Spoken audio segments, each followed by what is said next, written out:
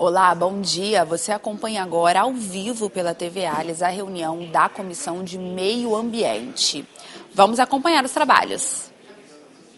Bom dia a todos, bom dia a todos. Estão presentes aqui no plenário e também na transmissão ao vivo da TV Assembleia.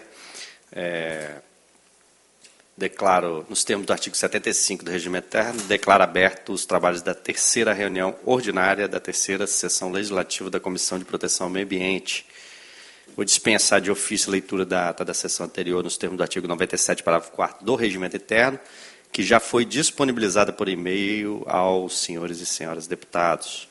Como não temos quórum de deliberação, passo a leitura do expediente, e-mail do senhor Fábio Barros, requerendo a realização de uma audiência pública antes da realização da obra de ligação entre as cidades de Vitória e Serra, denominada Terceira Via, pela Prefeitura Municipal da Serra, objetivando a apresentação de estudos de impacto ambiental para a comunidade do bairro Hélio Ferraz, mais precisamente na área de preservação permanente localizada atrás do condomínio Rossi Arboreto. Ciente, eu vou pedir à Secretaria da Comissão para que a gente oficie esse pedido à Prefeitura da Serra, para a gente marcar uma data aqui para que eles apresentem esses estudos de impacto ambiental referente a essa localidade ali no bairro Hélio Ferraz da Serra. Inclusive, falando dessa terceira via, deputada Irine, de fato, a terceira via não vai ligar a Vitória à Serra nesse primeiro momento.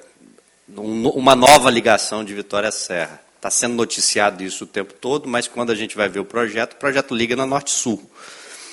Para ser feita a nova ligação que eles estão falando, precisa de um alto investimento, passando por dentro da empresa Vale, em boa parte, diversas lagoas.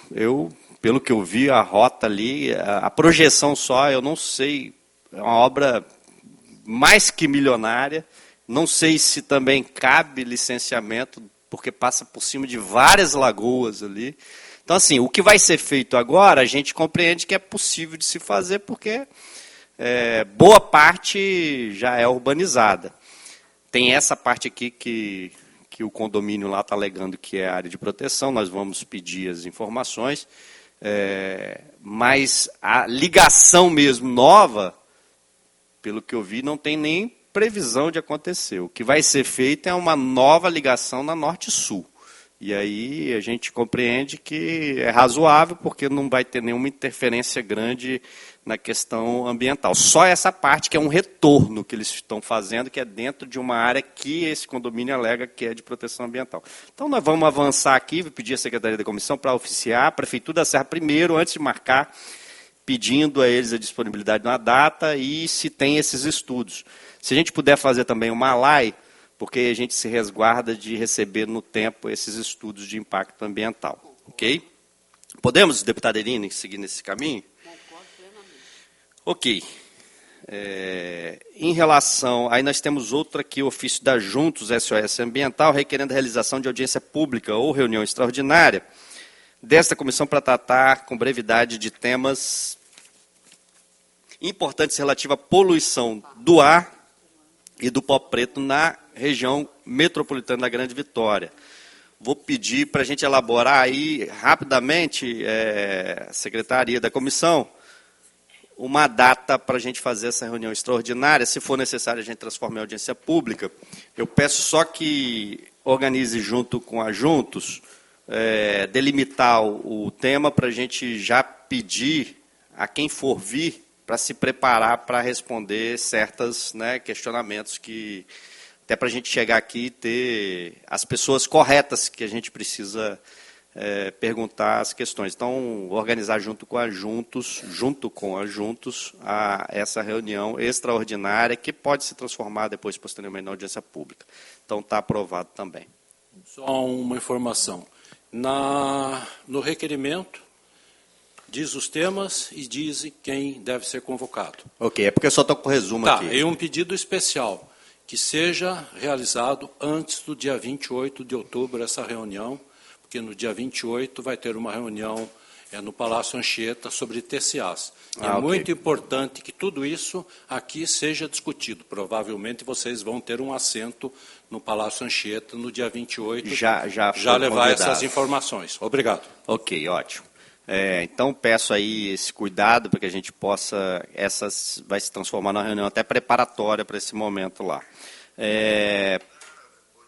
Proposições recebidas, projeto de lei 596 de 2023, da deputada Irine Lopes, que institui a Política Estadual de Desenvolvimento Sustentável da Pesca e das atividades de mulheres marisqueiras no Estado do Espírito Santo e da outras providências. Estou distribuindo essa proposição para a deputada Camila Valadão. Ok? Então, no período não tivemos proposições sobrestadas, também não tivemos proposições baixadas de pauta. Nós vamos direto à ordem do dia, como não temos quórum para deliberação, nós vamos direto à nossa pauta de hoje, na fase das comunicações, que é a apresentação do relatório de gestão da Agência Estadual de Recursos Hídricos, AGE, no ano 2025. Nós temos aqui presente conosco José Roberto, diretor de Planejamento e Infraestrutura Hídrica, e Gisela Igreja, coordenação de projetos e programas. Vou passar... Deputada Irine, gostaria de fazer alguma fala antes? Só dar bom dia a todos os presentes, todo mundo que nos acompanha. Essa questão que vamos tratar agora, ouvir o relatório é essencial. Eu andei bastante pelo norte do estado essa semana passada, deputado Gandini, e os sinais não são nada bons. Então, eu acho que é importante que a gente tenha todas as informações. Ótimo. Jussiene Mota. Eu vou aproveitar já para antecipadamente me desculpar, porque eu vou ter que me ausentar a partir das 10 horas. Eu faço parte de uma mesa institucional criada pelo governo para tratar de conflitos fundiários e nós estamos com problemas gravíssimos em relação aos quilombolas capixabas. Então, eu não tenho condição de faltar à reunião. Ok. Jussiene, eu não sei se é Mota ou se é Mata, gerente de meio ambiente da CESAM. Está aqui conosco, Jussiene. Alexandro Batista, vice-presidente da Comissão de Direito Ambiental da OAB, membro da Comissão Nacional de Direito Ambiental. Quem é o Alexandre? Alexandre? Estou perdido aqui. E nosso deputado Erailton Moreski, da SOS Ambiental. Vou passar diretamente a palavra, eu não sei, é Gisela ou ao José? José Roberto. Se quiser, pode apresentar lá ou pode sentar aqui também, onde tem os microfones aqui.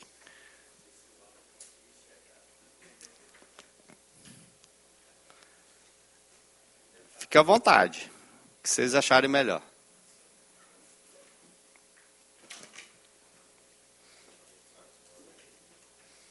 Se achar que não dá, José, tem o microfone sem fio.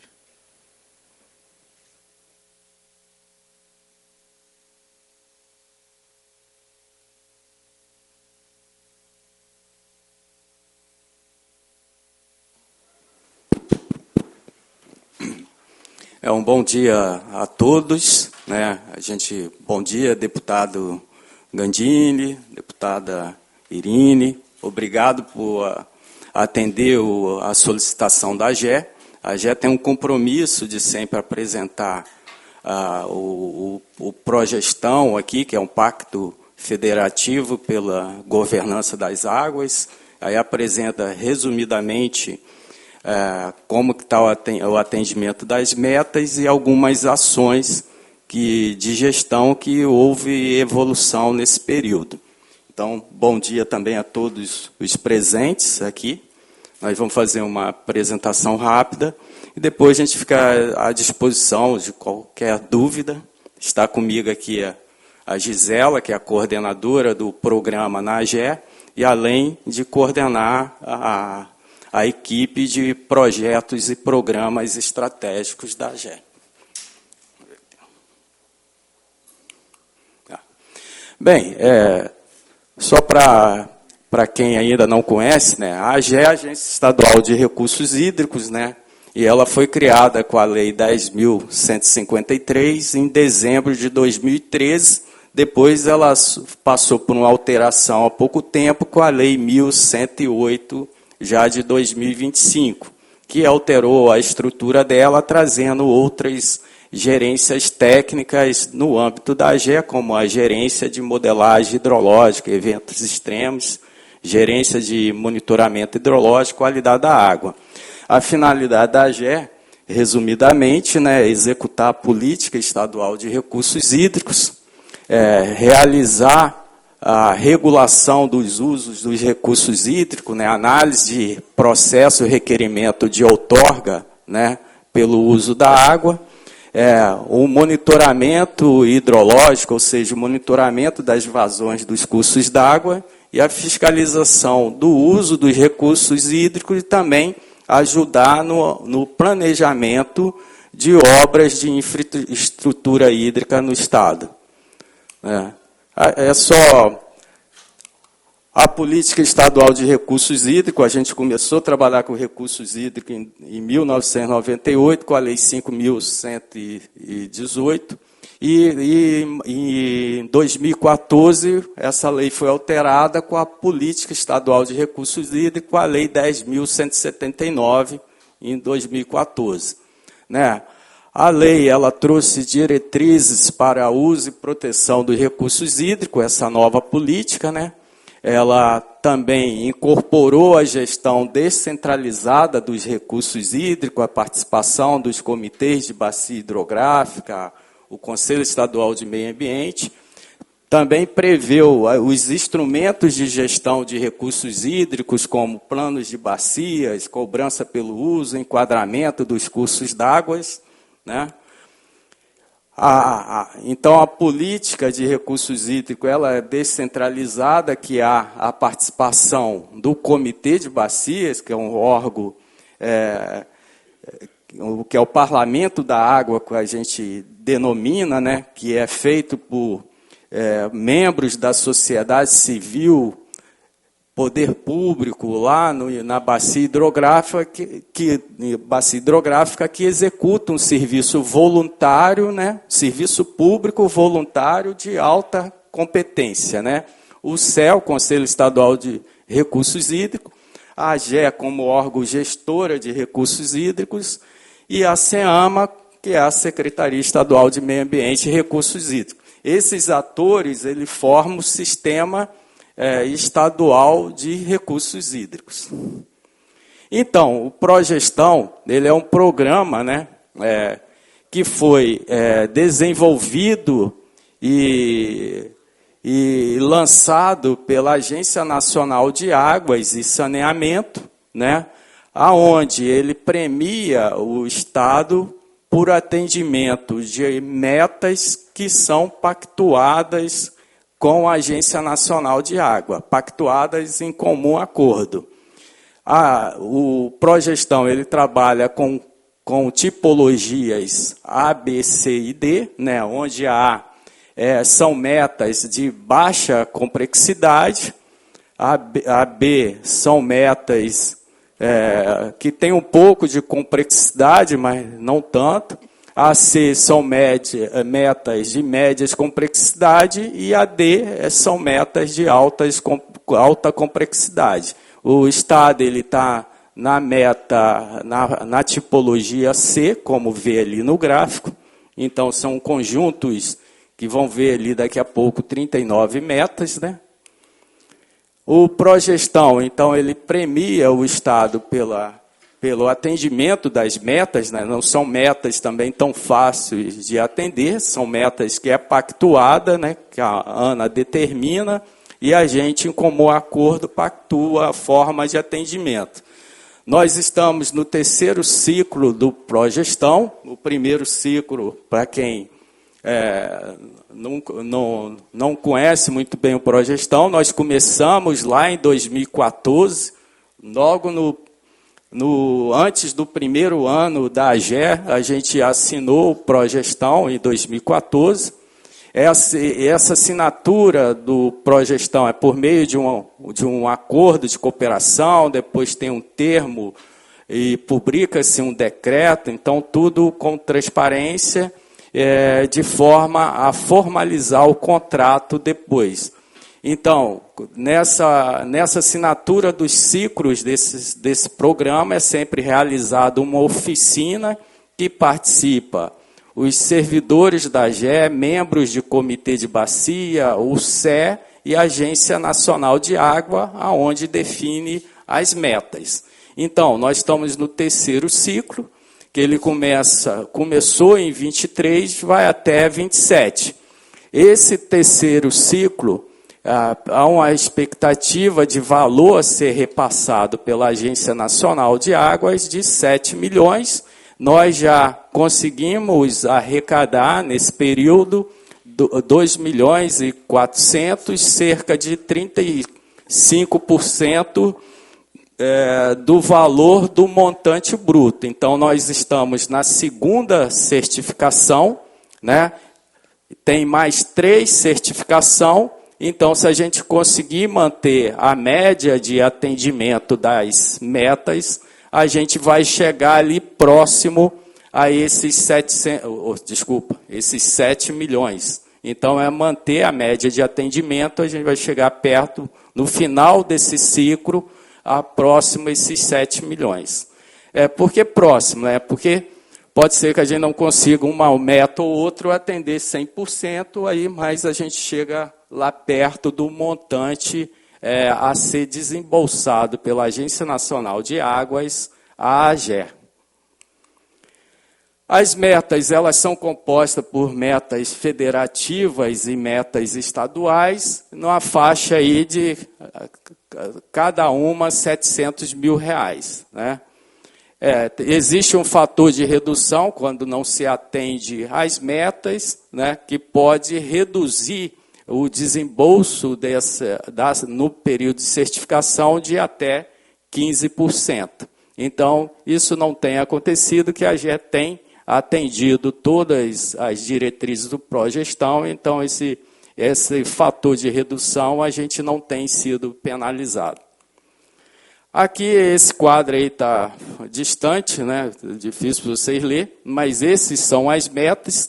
As metas federativas, nós temos ali, ela envolve, né? Ela envolve a fiscalização do uso dos recursos hídricos e segurança de barragens. Então, é um compromisso da AGE de fazer essas ações, né? Já é na competência de existência da AGE, ela realizar a fiscalização do uso e segurança de barragem. A segurança de barragem é uma demanda que veio para a AGE a partir da política nacional de segurança de barragem, aonde passou para a competência do órgão gestor de recursos hídricos todas as barragens que ele outorgou o uso dos recursos hídricos. Então, hoje, todas as barragens que são de acumulação de água, compete à AGE fazer a fiscalização do uso, não é assumir a responsabilidade pela segurança da barragem. A responsabilidade de segurança da barragem é do empreendedor da barragem, proprietário da barragem. A AGE faz a inspeção, faz visual da barragem, faz a classificação classificação da barragem quanto ao dano potencial associado, que trata-se sobre impacto ambiental, social, econômico e principalmente na questão de perda de vida. E categoria de risco, que é mais relacionada a características técnicas, projeto da barragem. Monitoramento hidrológico, né, que é o monitoramento hidrológico, como falei, na competência da AGE, a gente tem que fazer e inseriu ali o monitoramento também hidrológico e crítico, né, de eventos extremos. Então, com esse novo normal climático que a gente vem enfrentando. A ANA, no âmbito do Progestão, ela inseriu a meta de também envolvendo com a preocupação climática também. Então, a gente também, hoje, a gente trabalha na questão, já vinha trabalhando lá atrás, desde 2020, mas agora a gente já pensa em meta, já vindo da ANA, para o enfrentamento dos eventos extremos também. Então, a gente tem esse monitoramento no âmbito do Progestão. As outras metas de capacitação e integração de dados de outorga com a ANA, que a gente integra isso com o CNAR. Né? O quadro azul são metas estaduais, né? Essas metas estaduais, elas vão desde as metas de planejamento legais, né? Legais são as normas que a AGE tem que criar, né? Depois vocês vão ver ali um pouquinho para frente, a metas operacionais, que na metas operacionais ela está ali, a questão da outorga do uso dos recursos hídricos, fiscalização também, sistemas de informação, né? Então, são as metas que a gente vem atendendo com a ANA. Essa transparência, essa apresentação vai ficar disponível, mas quem quiser se aprofundar mais nas metas, o Progestão ele fica disponível no site da ANA, né? É só entrar no site, e lá vai ter planos e programas, aí vai abrir a aba de Progestão, e ali você tem o Progestão do Estado do Espírito Santo também.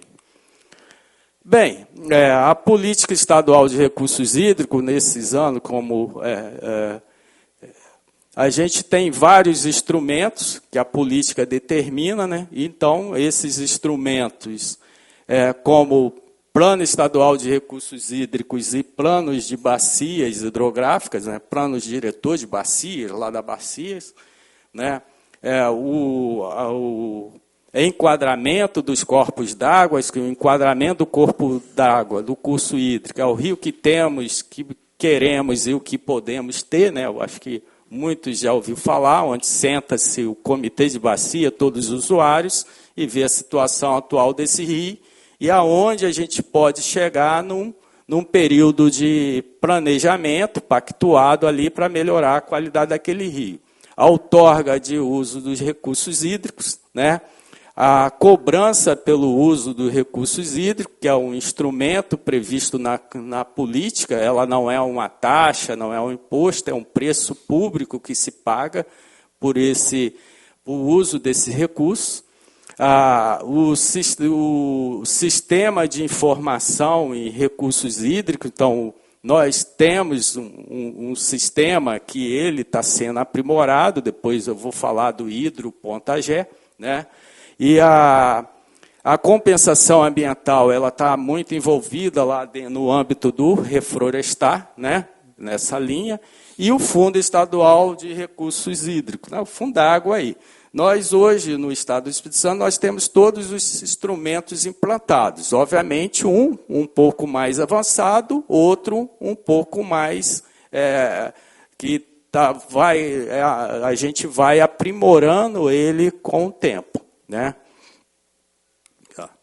Esse mapa aí, ele forma que, nesse período, como avanço na gestão de recursos hídricos, melhoria, todo o Estado já tem um plano estadual de recursos hídricos, que foi entregue lá em 2018, e, a partir daí, nós temos todos os planos de bacias hidrográficas lá. Então, todas as bacias do Estado têm seu plano de recursos hídricos, tem seu enquadramento do corpo d'água, e quando se fala em cobrança pelo uso, nós temos a cobrança já operacionalizada, que a gente operacionalizou o ano passado, a cobrança na bacia do Rio Jucu, que já tem até a boletagem acontecendo, e a cobrança na bacia do Rio Guandu, que a gente deve iniciar a boletagem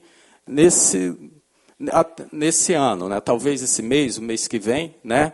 E lembrando que o Guandu foi o primeiro comitê do Estado a aprovar a cobrança pelo uso dos recursos hídricos na bacia, e o Jucu foi o primeiro comitê a ter a cobrança operacionalizada. Só tirar uma dúvida. Então, o Jucu já está sendo feita a cobrança para quem tem outorga, é isso? A cobrança pelo uso dos recursos hídricos, ela incide a todos os usuários que têm a portaria de outorga, né? Então, o Jucu, como essa cobrança ela começou já vem acontecendo. E agora, com o decreto 6184, a cobrança vai se expandir para todas as bacias do Estado do Espírito Santo, obviamente isentando os agricultores, como que está lá no decreto estabelecido. Né? Só mais uma pergunta. A CESAM paga pelo uso da água? Ela paga, a concessionária CESAM é o maior pagador na bacia do Rio Jucu. Né? Tanto para a captação da água para o abastecimento, quanto para a diluição de efluentes, né? O saneamento. Tem algum prazo para ser implantado em todo o Estado? O decreto 6184, ele trouxe a possibilidade da cobrança em todas as bacias do Estado, né? Quando falo em todas, além do Guandu e o Jucu, né? E então a AGE hoje está trabalhando para operacionar essa possibilidade, para isso começar já em breve. Né? Em breve, em curto prazo, para o próximo ano, que a gente tem que se estruturar também, para se organizar, para você cobrar em todos os demais comitês. Porque as outorgas são feitas pela AGE, ok? Sim. Então, vocês têm lá todas as outorgas que o Estado do Espírito Santo tem. Sim. Qual é a dificuldade de instrumentalizar a tarifa, o preço público, né? Vamos dizer assim? Não, já tem o preço público, porque, por exemplo, quando o Jucu aprovou a cobrança, ele já criou esse PPU, preço público deles ali, né? De valor para lançamento, de efluente, captação de água, etc. Né? O Guandu, a mesma forma, e no decreto 6184, ele traz também a equação de cobrança. Isso está pronto. O negócio é a gente estrutura, para a gente ajeitar o setor, enviar os boletos, operacionalizar a cobrança de fato. Mandar o boleto, mandar a estrutura, a questão de agência, de apoio a esses comitês. Então, isso é um processo que a gente já está internamente na AGE, já fazendo para essa cobrança já acontecer o mais rápido possível. Tem que ser aprovado em cada comitê? Não.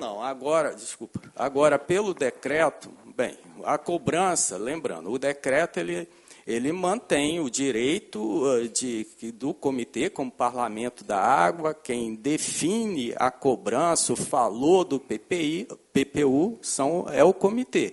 O que o decreto fez, aquele comitê que não tem a cobrança ainda aprovada, vale essa equação que está no decreto. Ok. Se o comitê, por exemplo, o Jucu já tem a cobrança dele lá já acontecendo, a equação. Então, o Jucu está tranquilo.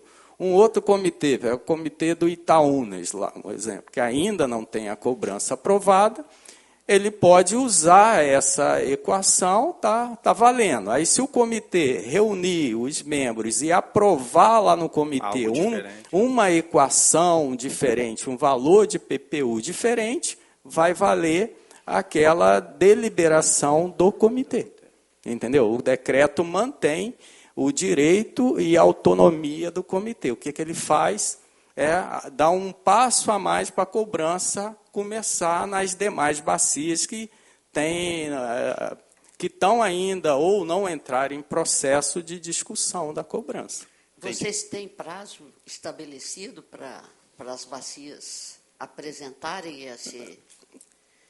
apresentarem essa decisão delas? Não tem prazo. A gente agora, com o decreto, a gente estimula o comitê a discutir a cobrança, se reunir e deliberar nesse termo. E a cobrança é um fator, né, que gera muita discussão na bacia, então acaba se tendo uma demora para essa discussão, que é o tempo do comitê mesmo, não é uma demora, é o tempo que o comitê tem para ele discutir a cobrança pelo uso. Mas né? hoje não tem mais a necessidade do comitê para implantar a cobrança. Pelo que eu o entendendo. decreto ele traz esse instrumento já implantado no Estado, mas ele mantém a autonomia do comitê para o comitê deliberar o valor da cobrança lá na bacia. Então, esse valor é destinado para o quê? O dinheiro arrecadado da cobrança, todos os comitês do Estado, os comitês do Estado, aqui no Estado nós temos 14 comitês de bacia hidrográfica, na verdade hoje 13, que o Comitê Santa Maria do Doce unificou com o Comitê Santa Joana. Então, 13 comitês. Todos os comitês têm a conta dele no Fundágua. Então, esse dinheiro arrecadado na bacia, por exemplo, do Jucu, né? Esse dinheiro ele vai para a conta do CBH do Jucu lá no Fundágua. Aí vai para o Fundágua e esse dinheiro depois ele sai do Fundágua por meio de um plano de investimento, projeto. É aprovado dentro do Fundágua esse plano. Aprovado pelos membros de comitê, aí encaminhado para a agência de bacia, aí o dinheiro sai da conta do Fundágua para ir executando aquilo que está previsto naquele plano de investimento, que são os projetos que o comitê Só para ficar mais claro aqui, o comitê de bacia que apresenta o plano para o Fundágua?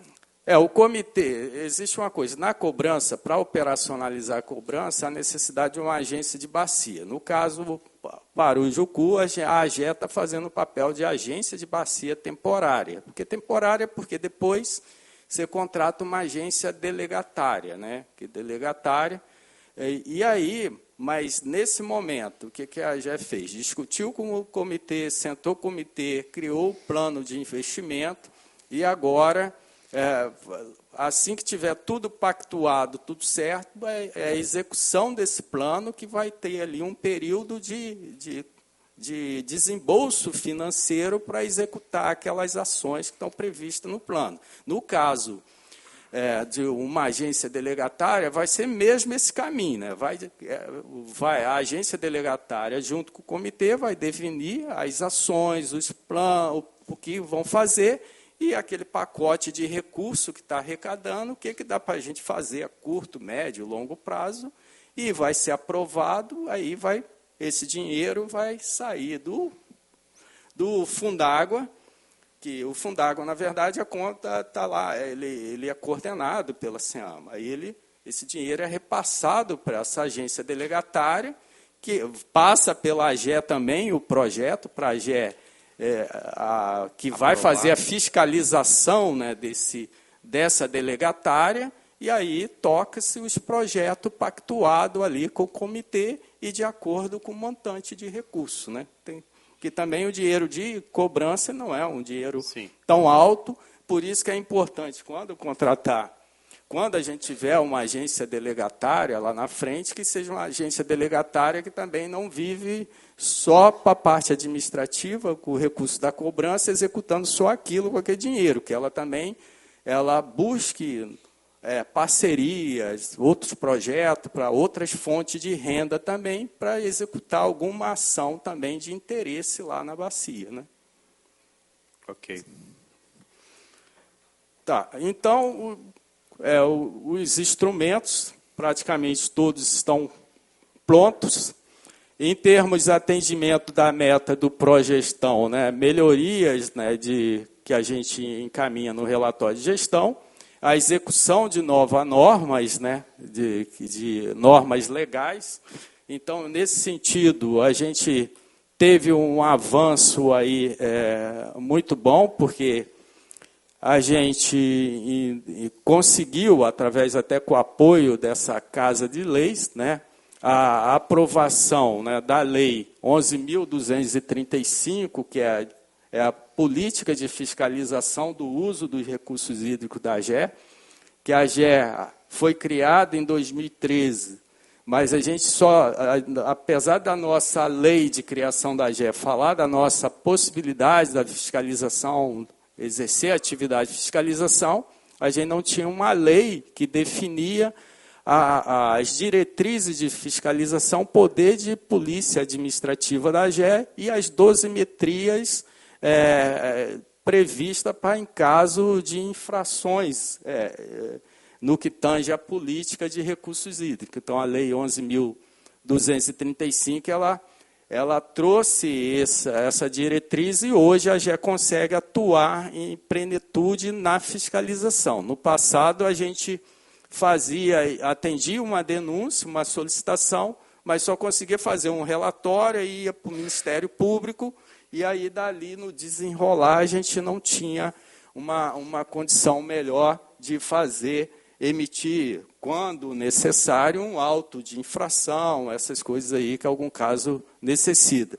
E também a Lei Complementar 912, que estabeleceu a política de fiscalização de segurança de barragem no Estado. Então, são dois avanços muito importantes que nós tivemos em termos de normas legais, né, que aconteceu há pouco tempo aí, que, graças a esse avanço, eles dão uma condição melhor da AGE fazer a sua gestão de recursos hídricos. Bem, na questão do programa de monitoramento de águas interiores, a AGE é responsável por executar o programa de monitoramento de águas interiores, né?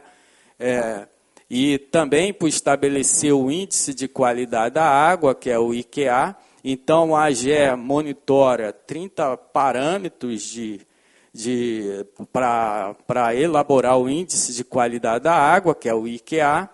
Hoje, a gente monitorava 84 pontos e, atualmente, nós estamos monitorando 100 pontos de monitoramento. É só para quem tiver interesse, quiser acessar, pode acessar pela internet, entrar na página da AGE, na aba lá Quali Rios. Na Quali Rios, vocês conseguem acessar o Quali Água, que é onde tem o índice de qualidade da água, onde tem todas as informações de todas as bacias nos pontos que a AGE faz o monitoramento da qualidade da água. Como resultado desse monitoramento, nós temos que praticamente 80% dos nossos os rios principais que a gente monitora, dos principais rios monitorados pela AGE, está uma faixa de 80%, então qualidade média a boa, né? E 1% a qualidade mais crítica, né, que é a faixa vermelha ali do quadrinho, e mais ou menos 2% na faixa de excelente. Então, esses dados também têm um boletim de monitoramento, que aí vocês conseguem acompanhar. Então, esse é um avanço que a gente conseguiu, que a gente pretende mais no futuro, conectar melhor, né, Giza, o enquadramento dos corpos d'água com o nosso monitoramento. Aí a gente já inseriu uns pontos do enquadramento para fazer o monitoramento, mas a gente quer inserir mais pontos de enquadramento. Esse monitoramento, ele tem, a gente realiza uma parte, a equipe da AGE realiza as coletas das amostras definida nesses pontos que a gente tem, nesses 100 pontos. Nós realizamos 4 campanhas anuais, por periodicidade trimestrais, né? E as coletas realizadas pela equipe técnica da AGE, que realiza a coleta e encaminha para um laboratório, para o laboratório fazer a análise. 30 parâmetros, mais ou menos. Está lá no site, você pode entrar que você vai ver os parâmetros, lá tem uma planilha que você vai andar na horizontal, aí você vai vendo os parâmetros, você pode clicar no fósforo, por exemplo, e ver como está, nitrogênio, cloriformes, aí você consegue acompanhar. Você me dá licença só Sim. Um minutinho, por gentileza? Presidente, eu, como já havia anunciado, eu tenho uma outra reunião. Eu queria fazer aqui um requerimento verbal e, em seguida, a assessoria vai encaminhar o requerimento escrito para a comissão, Nós havíamos já aprovado nessa comissão uma itinerância nos comitês das bacias, para que a gente pudesse discutir em loco as questões ali encontradas. Como não evoluiu em tempo hábil nas conversas com a AGER, eu aqui requeiro uma reunião que pode ser extraordinária, fica a critério aí da presidência, nessa comissão, com os 13 comitês de bacia e a AGER, para que a gente discuta aquilo que se pretendia fazer. Não é a mesma coisa, mas que a gente possa discutir essa pauta que nós já havíamos aqui aprovado anteriormente. Então, eu faço aqui esse requerimento, desculpa interromper sua fala, mas é que meu horário aqui está vencendo. Ok, deputada, vamos já pedir à Secretaria da Comissão para a gente já marcar essa data também, tá bom? Tá, e eu infelizmente, vou pedir licença, vou ter que sair, mas a nossa assessoria continua a acompanhar a reunião. Tenho compromisso com você, tá, Moreski? Obrigado, querido. Só uma pergunta, aproveitando que a gente teve essa parada.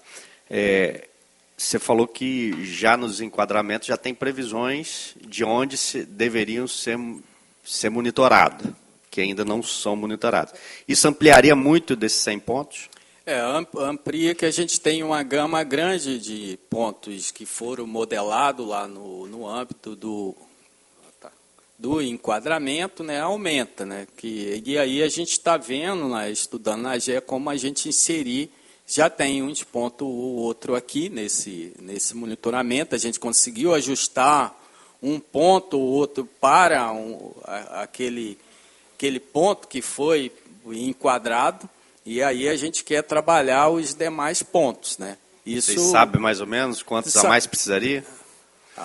Vai dar um número, assim, de cabeça, assim, eu não consigo falar, mas vai dar um número quase igual a esses 100... Mais 100 pontos, mais ou menos. Mais que a gente vai ter de inserir para realizar o monitoramento. Todo o enquadramento. O que a gente está fazendo, assim, a gente tem uma expectativa de fazer uma parceria com o laboratório de monitoramento lá no CEPID, né, que é o LACAR, para a gente ver uma possibilidade de a gente trabalhar o nosso monitoramento de qualidade lá naquele laboratório lá no CEPID. Aí a gente vai ter uma capilaridade maior, porque é um laboratório público, né, digamos assim, o LACAR, e aí a gente consegue ter mais capilaridade para o monitoramento, que aí a gente vai depender mais da nossa mão de obra que o CEPID tem, o LACAR tem, e os reagentes, os equipamentos, aí eu acho que a gente consegue avançar com mais tranquilidade,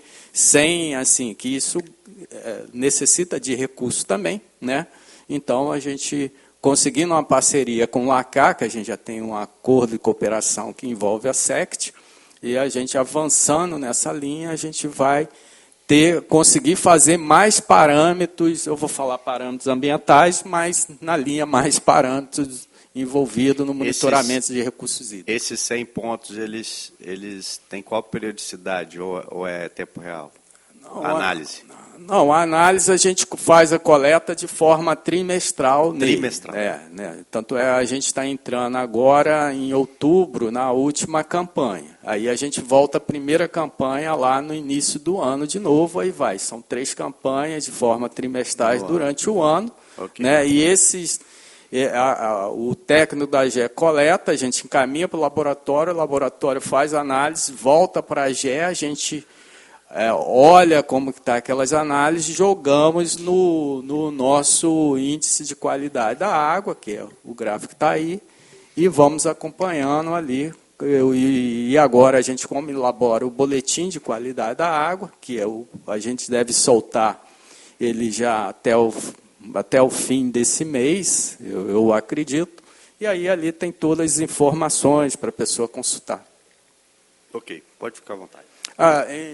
Em termos de monitoramento hidrológico, né, como eu falei, né, nós estamos, novo normal, a gente tinha apenas 5 estações de monitoramento hidrológico. Esse monitoramento nosso monitoramento, cada estação ali ela tem um sensor, né? Esse sensor ele leva, por meio de uma tubulação, o sensor até lá no curso d'água, e essa estação ela tem a capacidade de monitorar a vazão desse curso d'água. Obviamente, ela monitora a cota, né?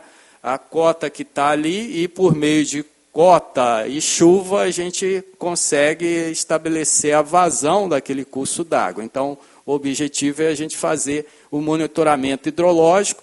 Então, hoje nós temos 28 estações instaladas que estão com os dados transmitindo, para aí, com base nessa estação, a gente consegue trabalhar o monitoramento. Aí, sim, com esses dados, a gente consegue ter a informação em tempo real.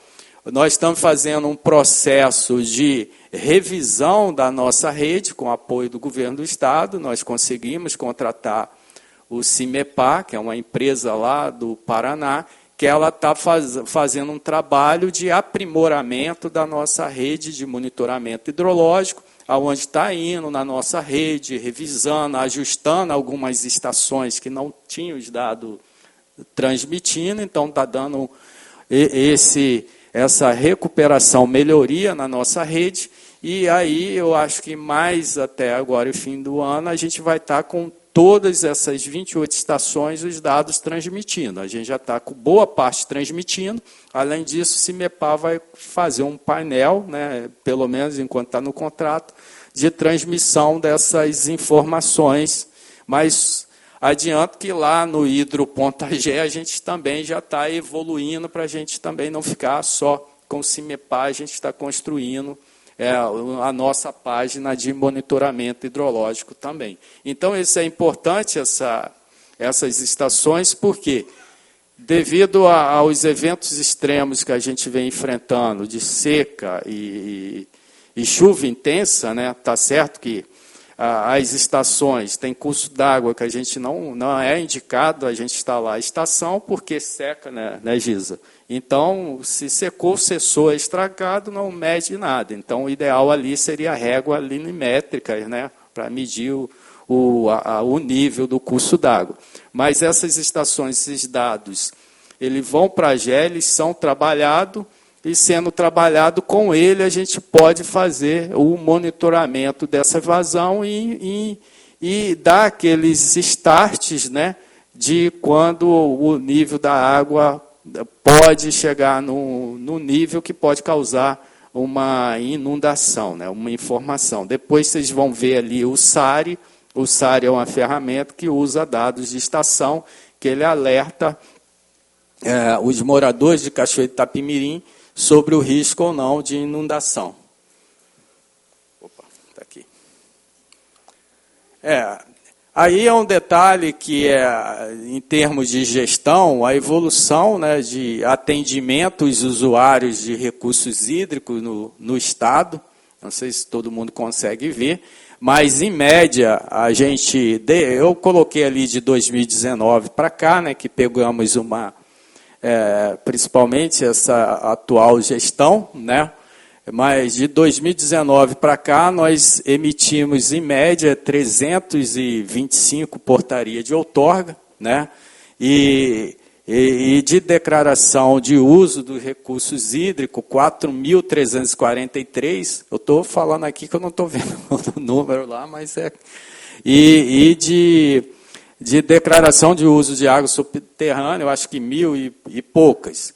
E aí, se a gente fazer um comparativo de atendimento a usuários de recursos hídricos, só em 2025 nós atendemos 10.600 usuários, se considerar as 319 portarias de outorga que a gente emitiu até hoje, né, ainda tem chegar ao fim do ano, e as 9.400 declarações de uso e 945 declarações de uso de água subterrânea, nós já atendemos 10.600 usuários.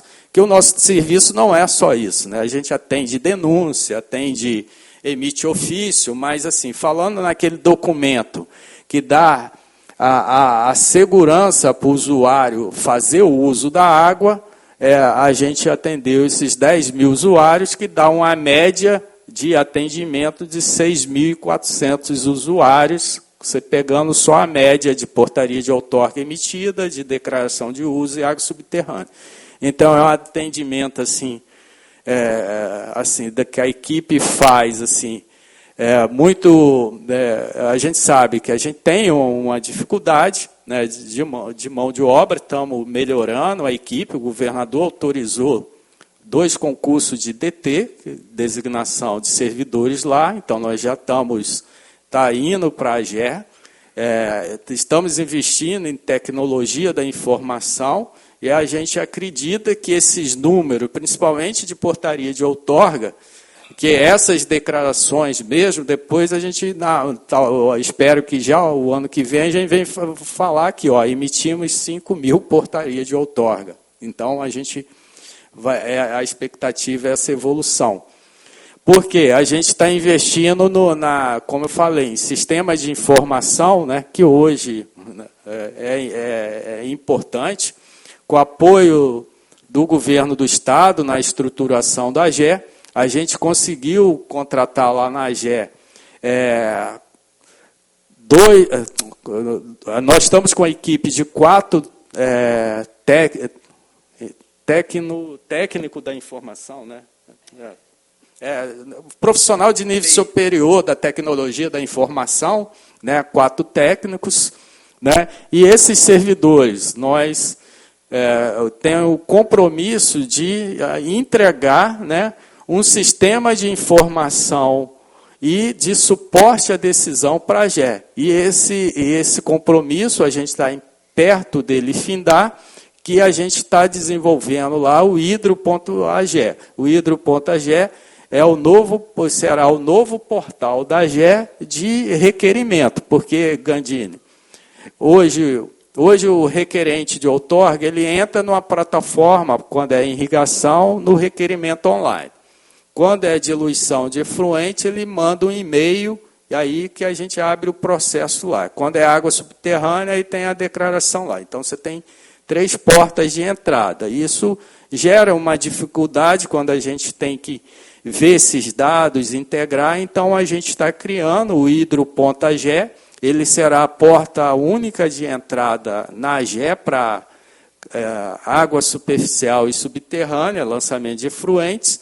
E esse sistema ele vai ter o suporte de decisão, porque ele vai automatizar a emissão da portaria de outorga em alguns níveis, né? Então, com essa automatização, a gente vai responder muito mais rápido os processos de requerimento de outorga, né? Aquele caso que não passar no filtro da automatização, vai para o técnico fazer uma análise ali, se considerar por que não passou. Além do hidro.age, a gente vai ter o sistema de monitoramento hidrológico, que é aquele quadro da direita lá em cima, já tem uns pontos verdes lá, mais escuro, né? Que é onde são as nossas estações de monitoramento hidrológico, onde elas estão, os dados, como que estão. E embaixo já é o novo IQA que vai ter, né? O IQA que vocês acessaram aí no futuro, vocês vão estar acessando no hidro.age. Aquela aba ali da esquerda por baixo, ela é uma página que vai ser estritamente para os comitês de bacias. Se eu não estou enganado ali, eu não sei se é o Santa Maria da Vitória que está, né? E aí todos os comitês de bacias vão ter sua aba com todos os documentos que ele tem, vai consultar, vai estar ali nessa aba de forma transparente. Além de outras informações que vão estar lá, vão estar no site também, fiscalização do uso, segurança de barragens. Então, o objetivo nessa melhoria, a gente tem uma expectativa de entregar essa ferramenta até o fim do ano, né? E aí a gente acredita que isso vai ser levar a AGE para outro patamar de análise, dos seus requerimentos que entram na AGE, e além também da transparência das informações, que você vai clicar, você vai conseguir ver, mexer, saber como que está a qualidade da água, as estações que estão transmitindo, o documento do comitê, fiscalização, segurança e barragem. Então, a gente vai ter uma transparência melhor das informações, porque como a gente lá atrás trabalhava muito com processo e papel, na pandemia a gente evoluiu um pouco, né, tivemos de evoluir forçadamente, e hoje, pelo menos eu acredito, e a diretoria lá também acredita, que a gente tem que avançar em sistema de informação. Hoje a gente tem a inteligência artificial, então a gente tem que trabalhar com IA generativa, né, para a gente evoluir, né, usar a tecnologia ao nosso favor e para a gente responder e dar uma satisfação melhor aos nossos usuários de recursos hídricos e prover aos capixabas segurança hídrica também. Para frente.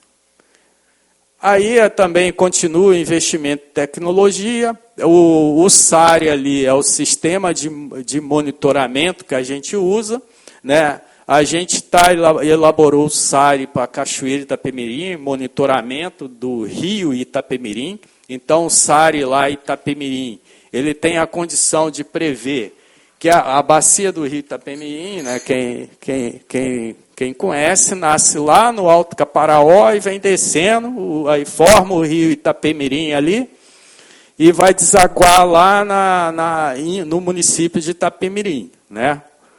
E aí, o Cachoeiro Itapemirim, ele sofre com esse aumento dessas águas lá dentro de Cachoeiro. Então, nós, com dados de estações, nós desenvolvemos SARI, e o SARI consegue prever a chegada da água em Cachoeiro Itapemirim em até 12 horas. Então, ele, junto com outras informações de precipitação, conhecimento local lá no município de Cachoeiro Itapemirim, a prefeitura, a defesa civil, consegue fazer uma tomada de decisão. Não é só o SARI para tomar decisão. A água vai subir e abaixar. Ele ajuda com outros elementos a tomada de decisão. Estamos elaborando um para Itapaboana, que também sofreu demais para enchente, para Mimoso e outros 5 municípios. A gente está prevendo isso junto ao contrato do CIMEPAR, né, lá, mas a AGE não está parada, ela está movimentando e elaborando também. O Hidro.AGE, o Hidro-ES, né, que é um aplicativo lá de monitoramento do Rio Santa Maria da Vitória, que prevê, contrário do SARI, ele prevê a vazão baixa, né, a seca no rio em até 7 dias. Então, é um aplicativo que foi feito em parceria com o Ministério Público, com a UFES, com o CAOA, e aí é um aplicativo que está lá, quem quiser baixar, está lá na Play Store para Android e iPhone, né? Pode usar para acompanhar. E ali também investimos em tecnologia, a gente tem uma ferramenta na AGE onde a gente trabalha a simulação de reservatórios, né? Então, como a AGE tem uma competência no planejamento de obras de infraestrutura hídrica também, a gente tem a capacidade hoje de pegar uma seção de um curso d'água e ali a gente simular um reservatório que tem a capacidade de regularização da vazão, que pode ser utilizado para uso múltiplos, né? Para abastecimento ou todos os usos que a água precisa ter. Então, esse simulador, ele nos ajuda muito, a gente está aprimorando ele também, de forma que ele fique mais dinâmico. A exemplo, deputado, lá para Mimoso, né, já ouviu falar, a gente simulou lá, a pedido do governador, né, preocupado com aquela catástrofe que deu lá em Mimoso, nós simulamos 2 barragens para ajudar na mitigação do impacto de futuras inundações no município. Então, são essas 2 barragens que estão ali na imagem debaixo do aplicativo. uma de 600 mil metros cúbicos e outra, se eu não estou enganado, 2.500 metros cúbicos. E essas barragens estão em fase de elaboração do anteprojeto. Assim que for entregue, a expectativa é de contratar o projeto básico, executivo e obra.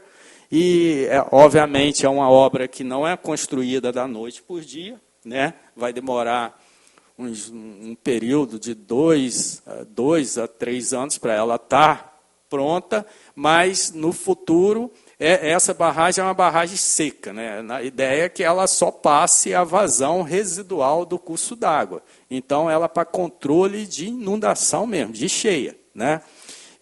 E ela vai ter água assim, quando dá uma chuva forte, aí ela vai reservar e essa água vai saindo. Então, ela vai diminuir o impacto da inundação no município de Mimoso. Então, é uma experiência pioneira no estado do Espírito Santo. Nós vimos esses modelos também fora do estado, né? E aí conseguimos simular, aí não é o simulador que fala, faz a barragem aqui, ele mostra. Mas a equipe técnica, depois de quem vai fazer o projeto, topografia, a sondagem, vai no local, confere se a barragem vai ser daquele tamanho mesmo, se é nesse ponto mesmo, ou se eu subo um pouquinho para lá, se eu aumento a largura do maciço. Então, o simulador, ele te mostra, mas tem que toda a equipe técnica qualificada lá. Então, esse é um fator aí que está bem adiantado lá, né? Então, são um avanço, né, na tecnologia que a gente conseguiu evoluir. Tá, e investimentos em pesquisa e desenvolvimento, né? A AGEA também trabalha com pesquisa e desenvolvimento. Nós temos o projeto aí que até finalizou agora, que é o Água na Medida. O Água na Medida, ele traz a condição do usuário lá, do agricultor, ele usar a tecnologia, né, e a prática dele na lida da terra também no dia a dia. Então, ele usa a tecnologia com essa prática e faz com que o agricultor ele consiga manejar adequadamente a sua irrigação, sabendo quando e quanto ele precisa irrigar. E isso promove o uso racional da água na propriedade, né? E o outro projeto já é o programa de conservação e revitalização de bacias hidrográficas, que é o Probacias. O Probacias, a gente está com 3 unidades lá no sul do estado, né, que pega a bacia Cachoeira, Itapemirim, Vargem Alta e Muqui. Esse projeto está caminhando para a fase final dele, termina no segundo semestre do ano que vem. Então, a gente já agora com ele está indo para a fase final.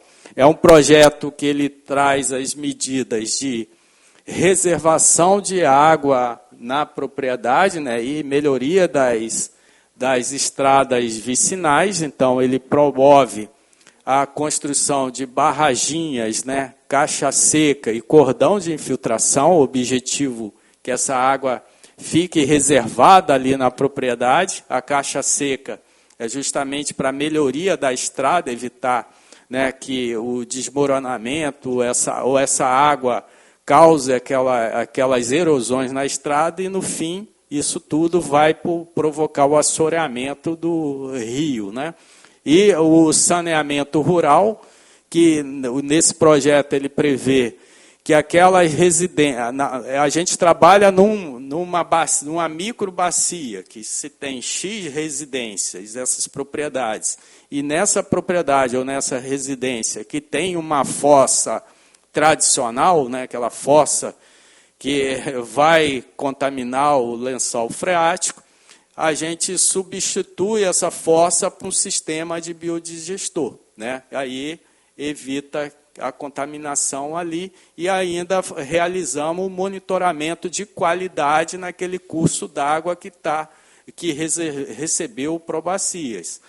A capacitação dos agricultores, a gente capacita porque é necessário que ele aprenda depois a manejar aquele biodigestor, que não tem dificuldade, só para fazer a limpeza, e a capacitação lá daqueles maquinários, né, aquele operador de máquinas, eles que vão fazer as barraginhas, a caixa seca, que geralmente é um operador que é servidor, funcionário de uma prefeitura. Então, a gente também promove essa capacitação para justamente a barraginha, a caixa seca, sair conforme a técnica recomendada pela AGE.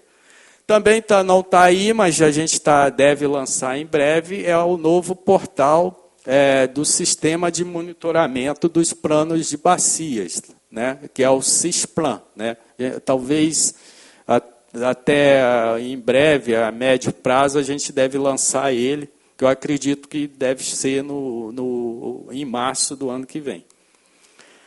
Bem, temos também, quase chegando ao fim, né, o programa Águas e Paisagem 2.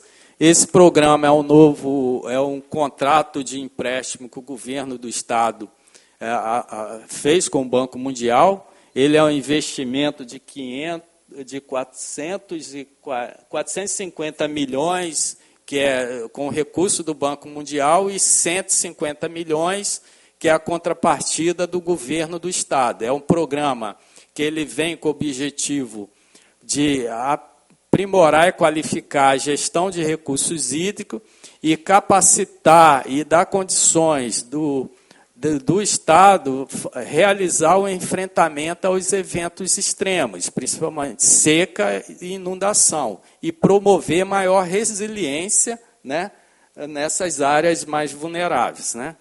E nós temos vários componentes ali, que são componentes de recursos hídricos, né, que aonde essas componentes, que é subcomponente 1, componente 1 e 2 e 3, as componentes elas estão muito em volta. Esse projeto, diferente do Águas Capixaba 1, para quem conheceu, foi muito mais saneamento, e esse é muito mais gestão de recursos hídricos e enfrentamento aos eventos extremos. Nós temos nesse projeto, nas componentes da AGE, onde a gente vai ter em breve alguns estudos e projetos muito importantes para a AGE, que é o estudo de regionalização de vazão. Quem é da CESAM aí sabe que a gente tem a nossa vazão outorgada, que a gente tem essa nota técnica já tem alguns anos, então há uma necessidade da gente atualizar as vazões do curso d'água, porque depois que a gente elaborou essa nota técnica, se eu não estou enganado, lá em 2009, caiu de novo. A gente já passou por alguns eventos extremos, que é seca demais e chuva demais, então os nossos cursos d'água foi alterado. Então, essa regionalização de vazão, ela atualiza as vazões do curso d'água e dá uma condição mais satisfatória também para a gente outorgar. A gente também vai ter o estudo hidrogeológico, que a gente, com isso, a gente vai ter a condição de ver o potencial do hidrológico do Estado do Espírito Santo em uma condição também melhor para a gente outorgar o uso dessa água subterrânea, que é um recurso muito estratégico para todos nós capixabas, né? E vamos ter também a elaboração de um plano de seca, convivência e enfrentamento à seca no Estado do Espírito Santo, né, que é importante, que são eventos que rotineiramente acontecem. Esse ano, apesar da gente teve um inverno um pouquinho mais frio e úmido, né, e a chuva está caindo assim, mas no norte ela está caindo pouco, mas a gente teve, em comparação ao ano passado, já um pouco melhor do que... esse ano um pouco melhor do que o ano passado, mas a gente tem que ter de forma estratégica para trabalhar e conviver e enfrentar essa seca. Além também vão ter um plano de inundação que ele vai estar previsto nas bacias do sul do estado lá. Ao fato disso, nós temos uma componente, que é a componente 3 ali, a gente está elaborando com o consultor que a gente contratou do Banco Mundial, o plano de enfrentamento à inundação na bacia do Benevente. É Benevente e Novo? Município de Alfredo Chaves e o município de Inconha. Então, a gente já estamos com esse TR praticamente finalizado, quase finalizado na parte da escrita da AGE. Nós encaminhamos para o Banco Mundial, ele aprova, encaminhamos, discutimos com o DR também, porque quem vai executar obras depois vai ser o DR. Então, a gente tem que estar bem alinhado, porque não adianta fazer um estudo, toma aí, e aí eu não concordo com ele, e depois não é executado. Então, tem que ter esse alinhamento, muito bem feito, essa integração, para aquilo seja efetivo e consiga ser realizado. Bem, o que tinha de apresentar em gestão de recursos hídricos, em relatório de gestão, obviamente a gente tem mais coisas para ser apresentada, mas de formas principais, né, são esses temas que a AGE tem buscado avançar na melhoria do atendimento, e a gente acredita também, com esse sistema Hidro.age, a gente vai conseguir atender melhor nossos usuários de recursos hídricos e dar transparência da informação, resposta mais rápida, de forma que a gente consiga ter uma condição mais satisfatória de melhorar e aprimorar a nossa atuação na gestão de recursos hídricos, né? O que eu tinha para falar era isso, né? Com isso eu encerro a minha apresentação e coloco à disposição de algumas perguntas, aí, se porventura tiver. Obrigado, primeiro, pela apresentação. Nos deu uma noção. A gente, na última reunião que teve aqui, a gente até conversou um pouquinho com... Foi o Fábio que veio, né? Fábio Anert, na última apresentação, acho que do relatório, foi ele. Junto, eu não sei se vocês estavam aqui. Estava, né? Mas a gente, em algumas reuniões de comitê de bacia, a gente realmente questionou, porque tem muito estudo, muito plano, muito, né? E tinha pouca execução e ações efetivas do ponto de vista... A gente tem um arcabouço gigantesco, pelo que eu vi, de informações que você mesmo falou que em algum momento estavam muito desconexas, né? E agora a TI está tentando, até para que a gente possa fazer uma análise de ações mais claras, né? Fico feliz que está avançando em alguns aspectos, né? Na execução mesmo, né? Porque a gente percebe que precisa avançar. Nós estamos, como você falou, ano passado foi um ano difícil para o norte do estado, de secas, né, fortes, né, a gente rodando os municípios, inclusive tivemos que ter intervenções das empresas de saneamento procurando poço para abastecer bairros inteiros, né? Então é um desafio realmente a gente avançar nessa política pública. Eu queria só deixar uma pergunta, depois eu vou passar. A Mauressa se inscreveu, mas alguém quiser se inscrever, fica à vontade. Em relação à outorga no município da Serra, que tinha sido feito um pedido de outorga para os efluentes. Isso avançou lá, agora tem uma discussão do emissário, essa discussão do emissário passa por vocês ou não? Enfim, eu não sei, essa é uma pergunta específica, porque é uma coisa que a gente tem tentado acompanhar aqui, e eu falo que esse contrato da Serra foi tipo o da BR-101, que você contratou sem ter o plano antes. Você contrata uma empresa de saneamento, no contrato está escrito que você tem que fazer tantas ETs, e aí depois a AGE, que é uma empresa do Estado também, fala que não pode jogar o efluente no rio. De forma correta, porque fizeram análise e viram que não pode.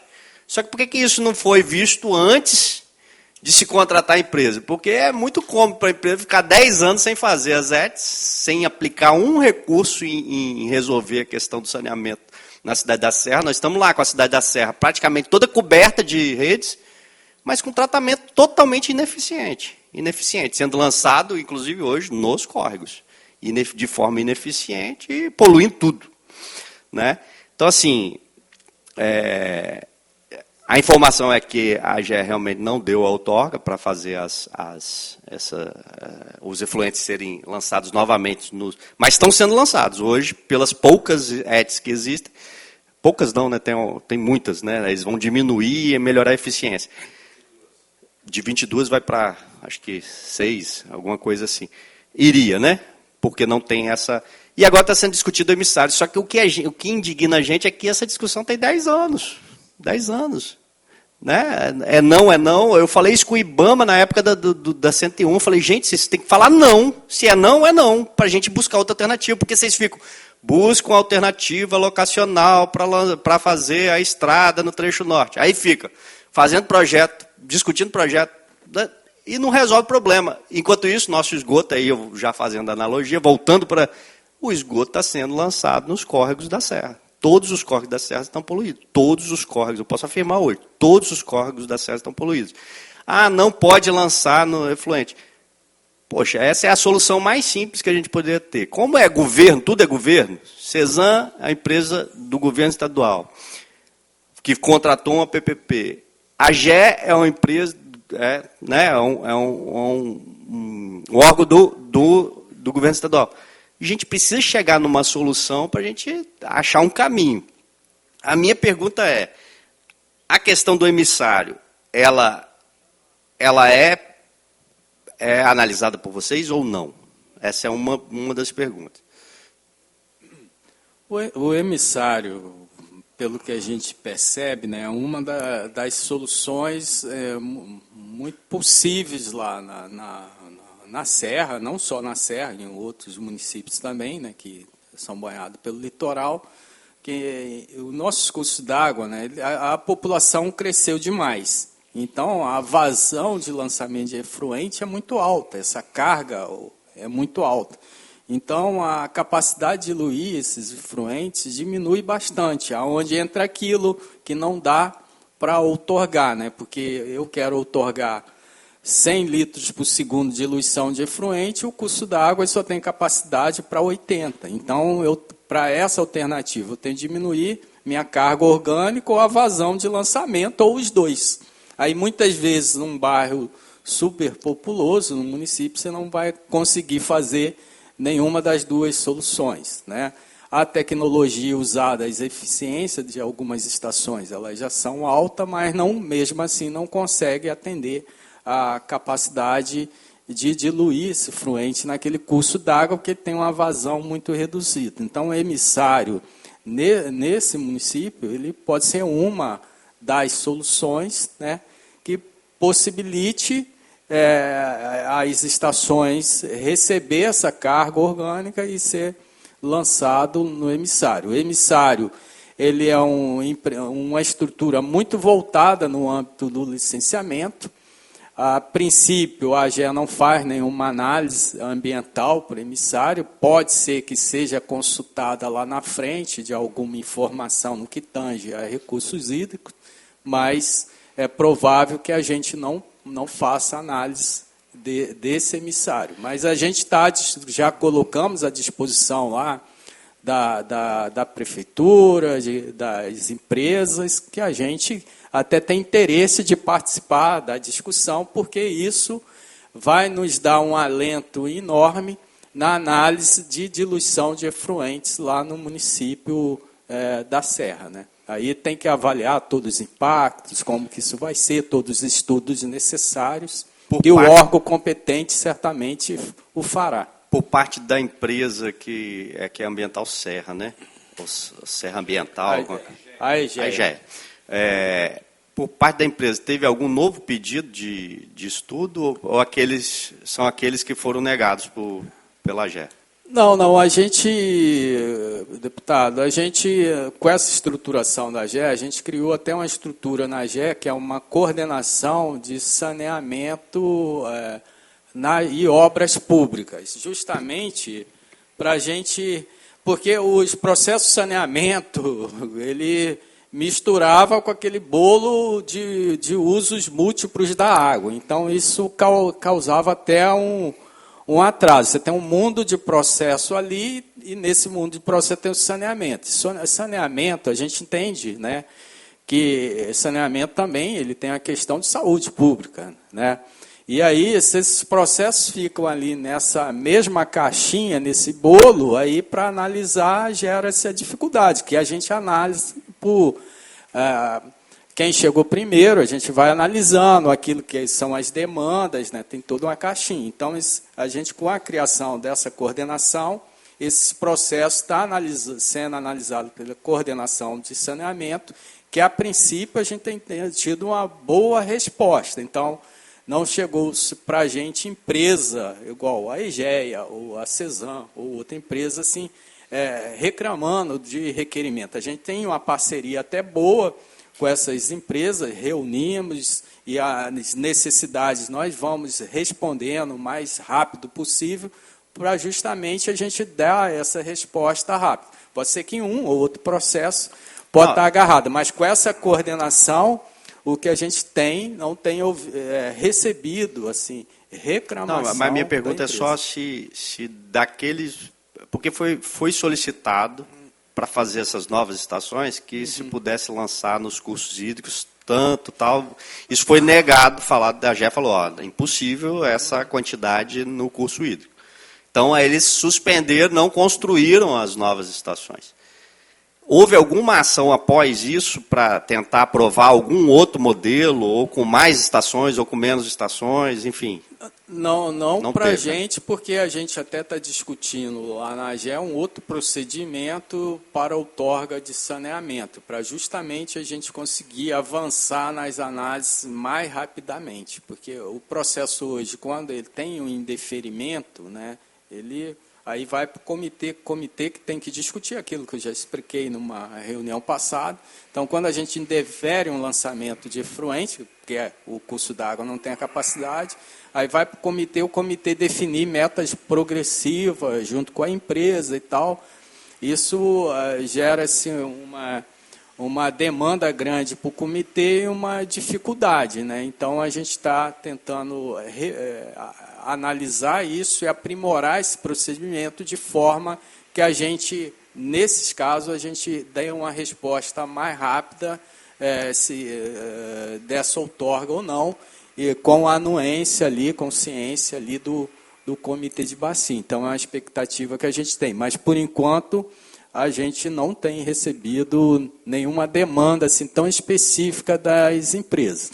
Tem chegado lá, reúne direto com a nossa equipe de saneamento, e a equipe de saneamento tem prontamente respondendo rápido. Obviamente, quando é não, né, infelizmente, aí tem que fazer aqueles ajustes que é a complementação de informação, ou diminuir a vazão ou a carga orgânica para poder ser passivo de ser outorgado. E investir também, né, que a gente tem que avançar no reuso.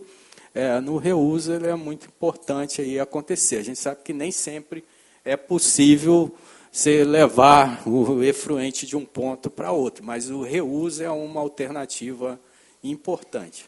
Ok, vou passar a palavra ao Moreski. Nosso bom dia a todos, cumprimentamos a todos em nome do senhor Fábio Arnetti, que infelizmente não nos privilegiou com sua presença na reunião de hoje, uma reunião que destaco ser de importância fundamental. Os sistemas de alterações climáticas em nível mundial estão muito fortes e os recursos hídricos... Desculpa, eu não tinha visto a deputada Camila, agora que eu vi. Senta aqui com a gente. Desculpa, eu realmente não tinha visto.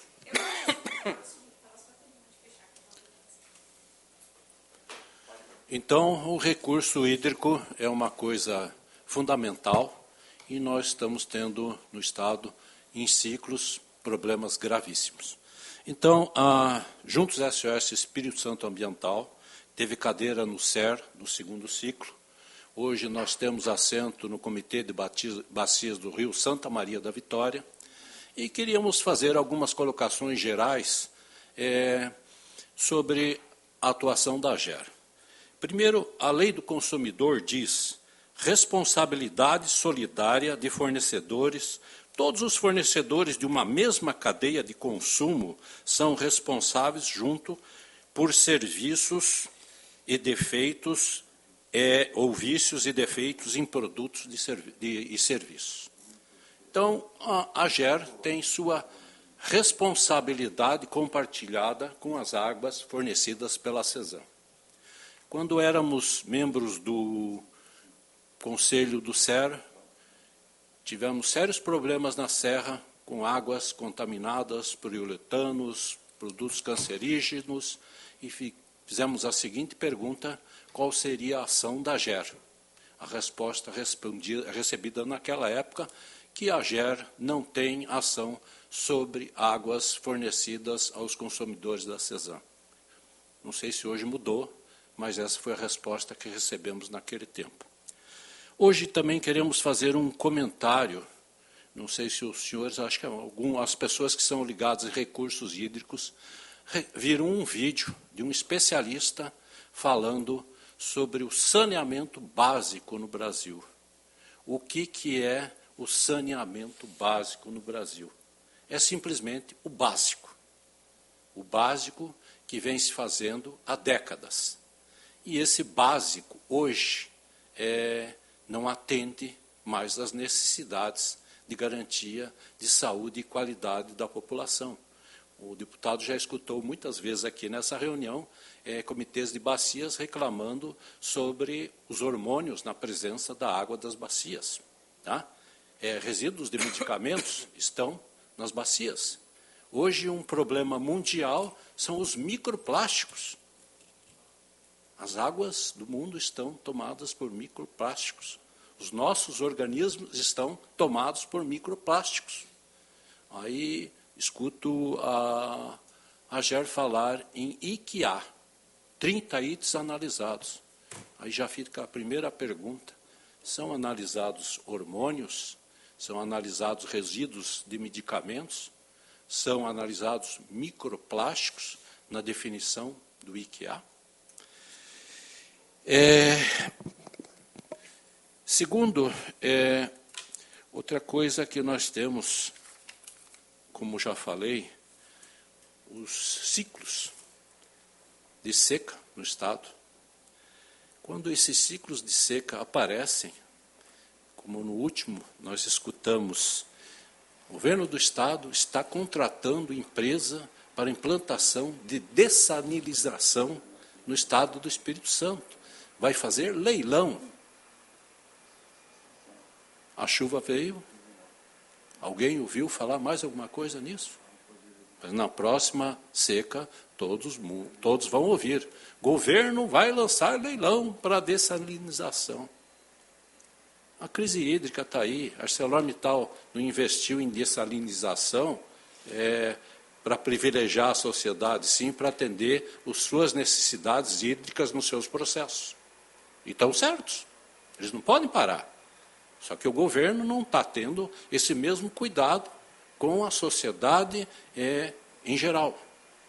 E, por terceiro, nós já apresentamos no início do ano nas nossas solicitações sobre mudanças climáticas e vamos referendar aqui novamente o pedido. Quando a AGER fará a contratação de análises de riscos climáticos nas bacias dos rios capixabas? Não adianta medir e dizer que daqui a uma semana vai faltar água. Nós temos que ter um planejamento para o futuro. E esse estudo é o que vai dar uma garantia. Porque é muito fácil vir a dizer aqui, a população cresceu muito. Estudos do governo, provavelmente há 20, 30 anos, já diziam qual ia ser o crescimento da população no Estado, na região metropolitana da Grande Vitória. Mais ações para enfrentar esse crescimento da população e atender às suas necessidades básicas não foram implantados, como o deputado falou. Estamos há mais de 10 anos discutindo uma questão de outorga. E está lá, tudo parado. Os rios da Serra, todos poluídos por esgoto. Todo esse esgoto está fazendo o manguezal de Vitória, que é um dos maiores da América Latina, desculpe a expressão, um pinicão. Um pinicão dos esgotos da Serra e dos municípios serranos que vêm pela bacia do Santa Maria da Vitória. Então, o assunto é muito grave e já vem se desenrolando há muitos anos. Por isso que eu falo, o senhor Fábio Ornetti deveria de estar aqui e dar a sua atenção para esse assunto de respeito aos senhores deputados que guardaram essa data conforme pedido da AGER e ele não estar aqui presente. Obrigado. Só responder as... Obrigado, Moretti, pelas perguntas. Parabéns pelo seu trabalho que executa. Eu acho que proteger e preservar o meio ambiente é uma responsabilidade de todos nós, né? O que a gente tem hoje é emprestado de alguém que vem no futuro. Então, respeitar a capacidade de suporte dos recursos naturais é importante para todos nós. Mas, assim, a AGE tem uma competência. Eu até entendo a competência solidária que você falou, né, que o senhor falou. No entanto, o papel da AGE é regular a captação de água bruta, né? Então, a captação da água ali, ela vai para a empresa concessionária de saneamento, ou SAAI, ou outro tipo de empresas aí, elas vão fazer o tratamento daquela água e fornecer para a população. Esse fornecimento da água tem que atender a portaria do Ministério da Saúde e a vigilância sanitária fazer o devido papel de fiscalização. Então, a AGE não atua na fiscalização daquela água que sai na torneira do cidadão ali. Então, não é responsabilidade nossa. Mas entendo que solidariamente, né, tudo é possível, mas a gente não tem nenhuma perspectiva de fazer esse tipo de monitoramento. Em questão do IQA, né, é o parâmetro que a gente monitora, é o parâmetro que é realizado pelo Plano Nacional de Monitoramento de Qualidade da Água. Nesse momento, não tem a previsão de o microplástico. Ele está, sim, ele é encontrado, a gente lê projeto de pesquisa nesse sentido e vê que já está acontecendo, ele pode ser encontrado. Isso é necessário, sim, desenvolver projetos e perspectiva e metodologia de monitoramento disso. Então, isso no futuro, eu acredito que vai ter uma diretriz ou norma desse tipo de monitoramento, e a gente sabe que, infelizmente, né, nós, como usuário de produtos, de remédio, muitas vezes a gente descarta esse remédio de forma irregular na nossa residência e pode ser que esses produtos vão para o curso d'água, mas a gente entende que as concessionárias de abastecimento ela tem a competência de atender o Ministério da Saúde para fornecer uma água de qualidade segura para a população, e eles têm a responsabilidade de fazer o monitoramento deles também, que é divulgado, as pessoas podem acessar. Então, a gente tem que também confiar na capacidade dessas empresas. No nosso caso aqui, a gente tem uma concessionária estadual, que é a CESAM, que está aí, que tem o monitoramento que ela executa dessa água tratada também, né? Então, a gente acredita que a água ela tem essa qualidade. Agora, no futuro, pode ser que outros parâmetros de monitoramento eles vão chegar para a gente monitorar, a própria AGE, a própria concessionária de abastecimento, mas hoje é nesse sentido. Quanto à questão de análise de risco climático, Moresca, o Estado ele executou aí o Plano Estadual de Mudanças Climáticas, né, e a gente tem até o Adapta ES, aí, que foi feito o workshop lá aqui no Estado, então está sendo bastante divulgado. E esse plano, e o Adapta-ES, ele traz ali ações para o enfrentamento desses eventos extremos também, né? Essas crises climáticas, esses estudos que você falou, está previsto ali. Projetos para segurança hídrica, projeto para enfrentamento à seca, projeto para inundação, estudos, então, redução de emissão de carbono, está tudo ali previsto. O que a gente vai precisar, né, e temos de cobrar e torcer, né, que as gestões futuras peguem esse projeto, esse plano, e execute isso aconteça na prática, né, as gestões lá no futuro. Que o governo está fazendo o papel dele, está ali, os estudos, o projeto estão realizando. E agora é a execução disso para frente, né, que vai acontecer numa próxima gestão aí, né? Isso que a gente tem que torcer e cobrar e ficar atento, né? Temos mais um inscrito. Por gentileza, deputado, complemento só. Complemente, por favor. Sugestão para que o deputado ou a comissão elabore um projeto de lei para monitoramento de plásticos nas águas capixabas. E segundo, desde 2023, esse programa de enfrentamento das mudanças climáticas é publicado pelo governo do Estado, nos sites, é divulgado e etc. E todo ano sai a mesma informação. O governo vai investir 200 e poucos milhões, vai fornecer 5 milhões para cada prefeitura fazer o seu plano de combate às mudanças climáticas. Estamos em final de 2025. Até hoje, nós não sabemos de nenhuma prefeitura que recebeu essas verbas, a distribuição dessas verbas. Então, eu discordo do senhor. Nós não temos que esperar futuras gestões para implantar aquilo que estamos falando desde 2023. Nós temos que trabalhar para implantar. Eu acredito que todos os senhores têm competência para botar esse bloco na rua e fazer acontecer. E é isso que a sociedade capixaba espera. Como o Gandini já falou na sua fala inicial, temos ferramentas monstruosas, temos planos, temos de tudo. Mas e aí? Cadê a implantação, cadê a aplicação e cadê os resultados de tudo isso em favor do cidadão capixaba? Obrigado. Eu só ia fazer um comentário, que eu não ia, só para entender, Moraes, que o plano é um plano que agora ele evoluiu muito, que tem até o Adapta-ES, né? Então, e ali vai ter, que a gente está contribuindo com muitas ações de enfrentamento aos eventos extremos, às mudanças climáticas. Mas o Estado ele já está fazendo ações que é lá no Fundo Cidades, aonde ele, através de propostas dos municípios que estão sofrendo com enfrentar as mudanças climáticas, que sofreu, aonde o Estado, com uma proposta do município, que é passada, analisada pela Defesa Civil, pela AGER e, em algum caso, pelo DR, o Estado aporta recurso financeiro para aquele município executar uma ação de enfrentamento e convivência com aquele evento que ele sofreu ou para evitar que ele sofra. Então, o Estado está fazendo.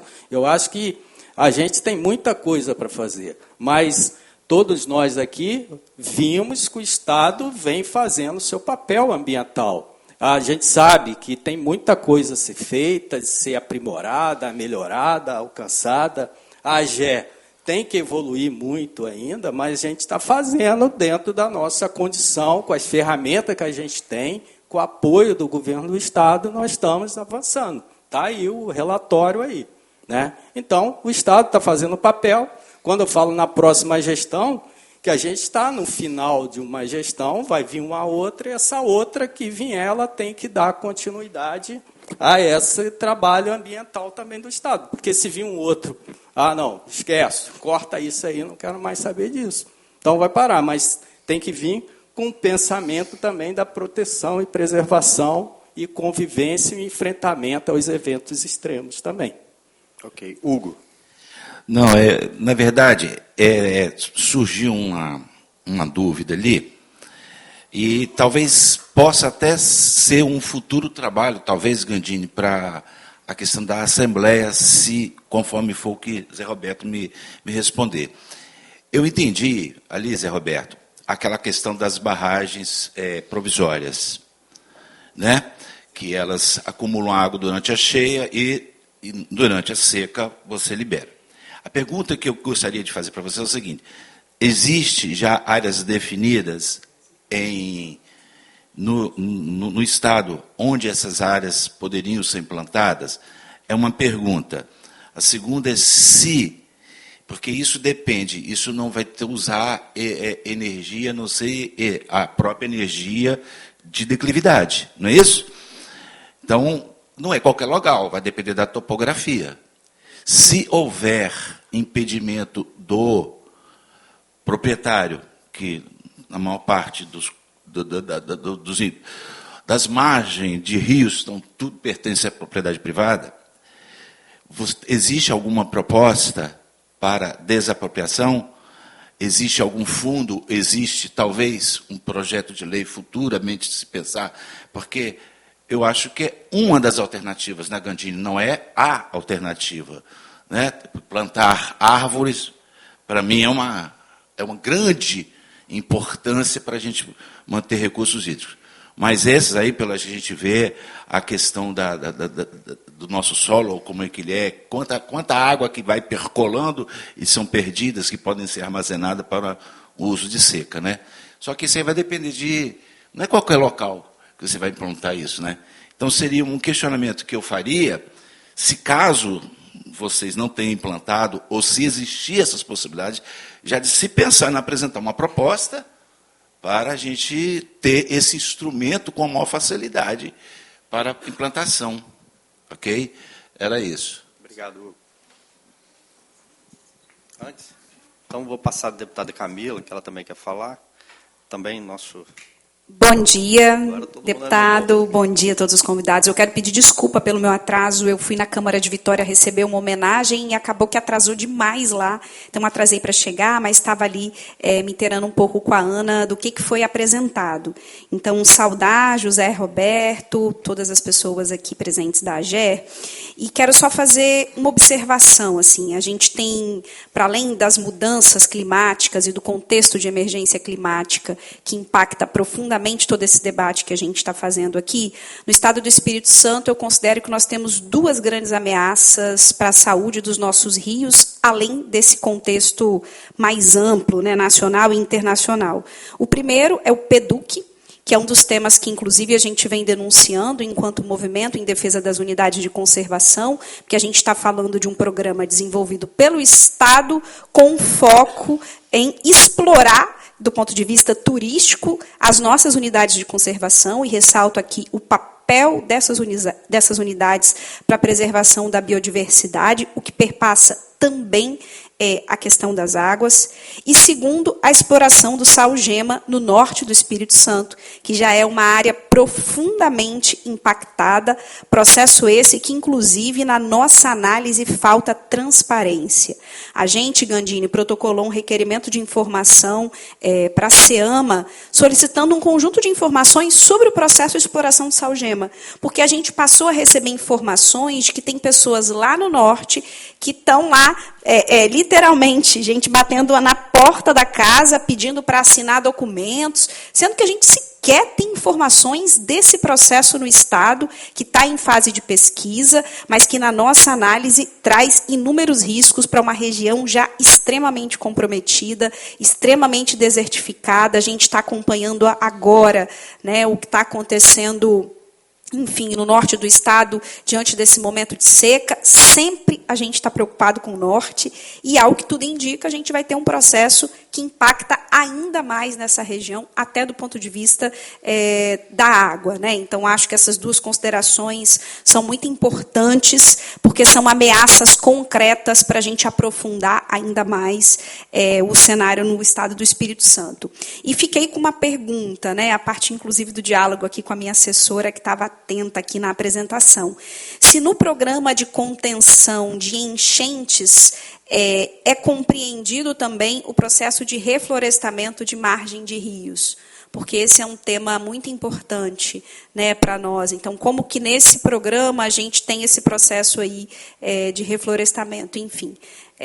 Só agradecer mesmo também pela apresentação. A gente estava esses dias mesmo debatendo, né, esse cenário da seca no norte do estado. Enquanto se apresenta soluções como dessalinização, a gente entende a importância do reflorestamento das nossas áreas de nascentes e a preservação dessas bacias, o fortalecimento da participação social com os nossos comitês, enfim. Eu acho que as estratégias do governo e as apostas poderiam ir por outro caminho, caminhos que na nossa análise são mais potentes mesmo do ponto de vista do que se pretende alcançar e também mais combinado com esse contexto internacional de emergência climática.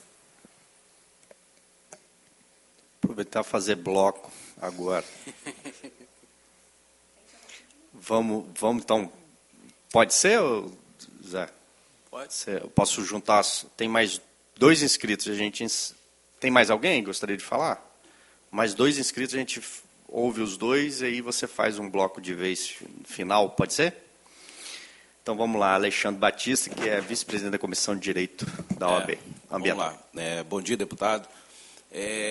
O Erailton Boreski fez uma colocação muito pertinente, porque eu vejo que não há necessidade de criar uma lei específica para fazer uma análise da água. Até porque isso é obrigação, porque quem faz a análise, ele vai verificar o corpo estranho que não pertence à água e vai declarar, tem partículas de plástico ou não tem partícula de plástico.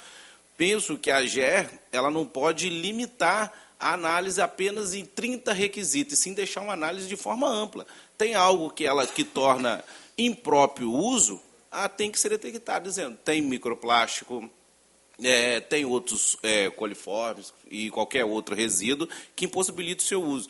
E a questão das ETs, elas estão atreladas no processo de licenciamento.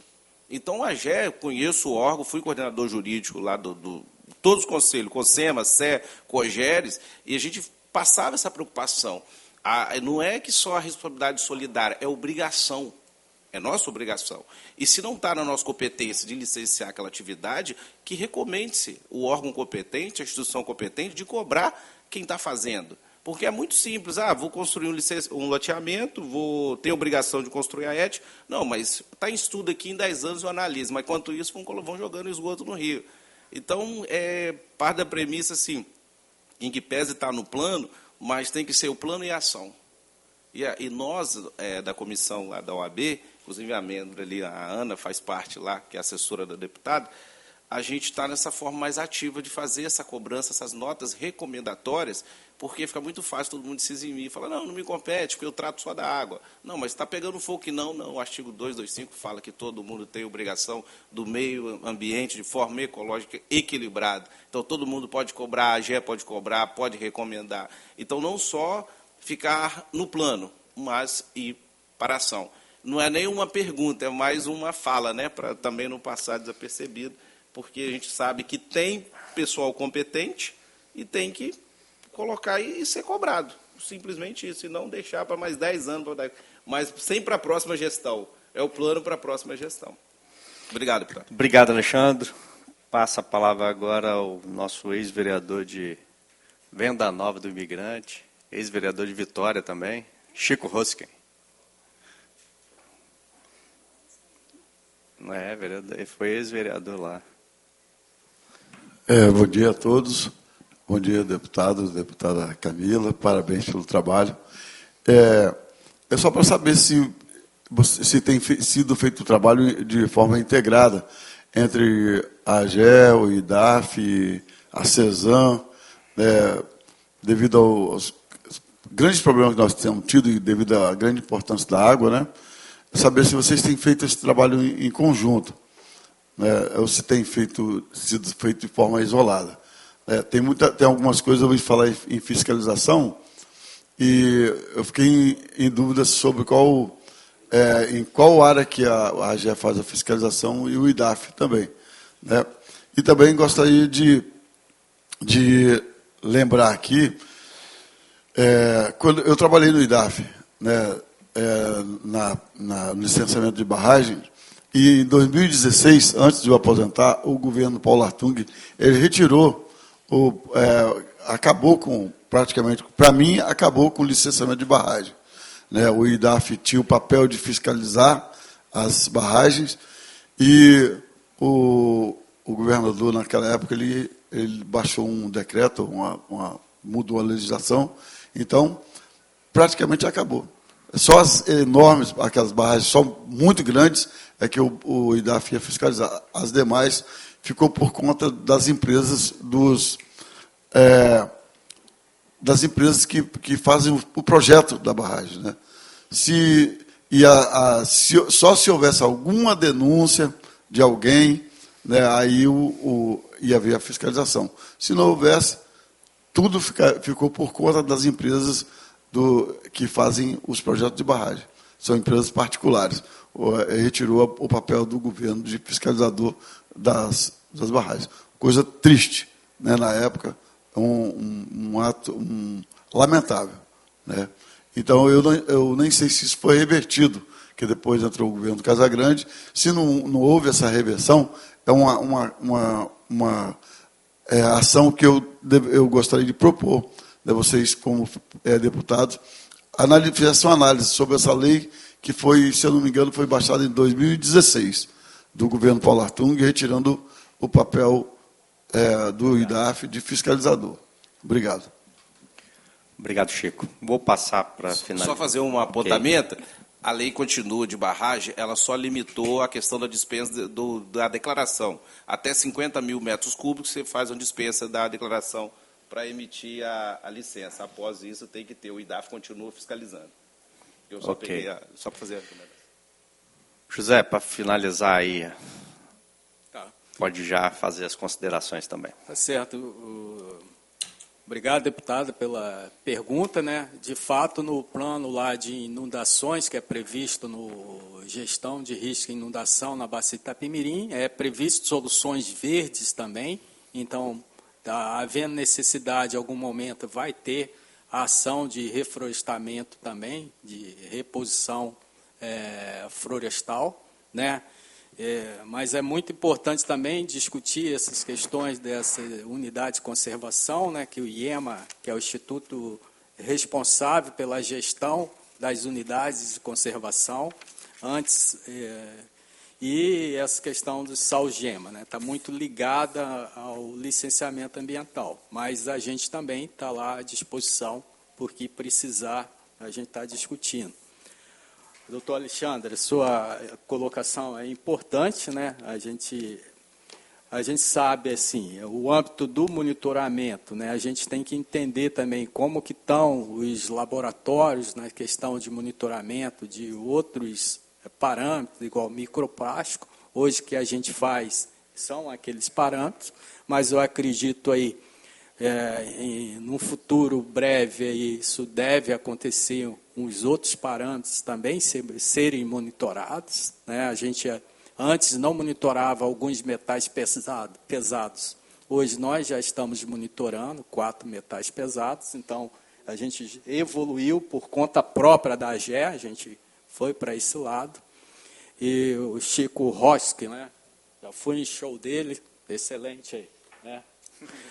Parceiro lá, eu também fui remanescente lá do IDAF, trabalhei no IDAF, que existe um decreto de licenciamento de barragem, esse decreto ainda é vigente, e ele dispensa do licenciamento barragem de até 5 hectares, né, 50 mil metros quadrados, de 5 a 15 hectares o licenciamento é simplificado, e acima de 15 é o licenciamento normal, ele ainda vale. A realidade do Estado são de pequenas barragens. Hoje, pelo levantamento da AGE, nós temos cerca de 36 mil barragens, praticamente umas 24, 25 mil são de pequenas barragens, menores do que 5 hectares. Então, um grande número de 1 a 2 hectares, eu acho que umas 16 mil. Então, de fato, o que o Chico falou, diminui, não é que o IDAF deixa de fiscalizar. Como é dispensado, eu entro lá com o meu pedido e já recebo a declaração de dispensa. Mas, mesmo assim, lá para entrar no IDAF, há a necessidade de entrar com um projeto da barragem também. O que não vai ter uma vistoria do licenciamento, que é dispensado, mas uma denúncia ou um fato, algum acidente ou incidente nessa barragem, o IDAF vai lá fazer a fiscalização.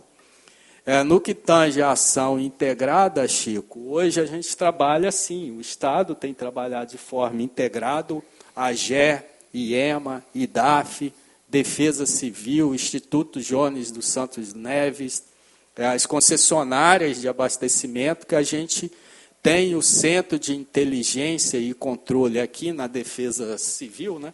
Defesa Civil aqui, aquele prédio da Defesa Civil, aonde a gente reúne quase que a cada 15 dias para discussão do enfrentamento à seca ou enfrentamento à inundação, né? Quando é período de estiagem, a gente reúne direto, que a gente chama de SIC estiagem, né?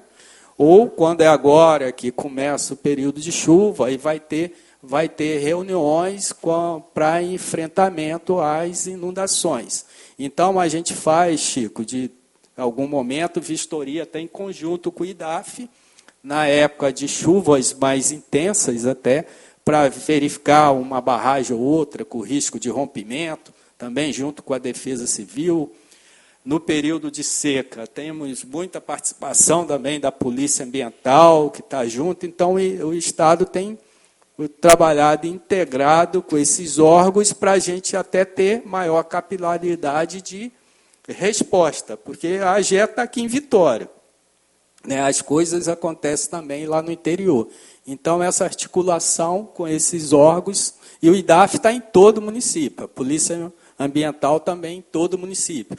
A Defesa Civil tem aqueles membros da Defesa Civil lá no município, então a gente consegue atuar de forma com maior capilaridade, trabalhando de forma integrada. Então, isso é uma coisa que já vem acontecendo aqui no Estado do Espírito Santo.